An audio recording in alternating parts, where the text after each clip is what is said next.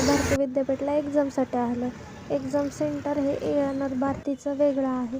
तिथून जाता जाता हे भारतीचा दवाखाना आहे. त्याच्यामध्ये सगळे पेशंट ॲडमिट केले जातात.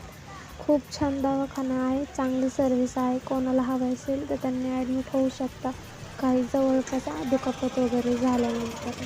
त्यानंतर ना आम्ही आलो. इथं असा पाऊस येत होता. एक्झामच्या सेंटरच्या इथं ना बाहेर एवढा पाऊस येत होता. पाऊस एवढा येत होता की हे सकाळ सकाळ आहे ना तिथं बाहेर वाचत बसलेत. मला न सांगता सगळे गपचूप असं वाचतात ना जसं काही लय मोठा झेंडा काढणार आहे. ह्यांना येत तर काही झेंडा नाही तरी बी अभ्यास करतात नुसतं धावतात. हे तर बघा कसं चोरू अभ्यास करतात आणि हे बघा व्हिडिओ काढते म्हणून कसं हाय करते.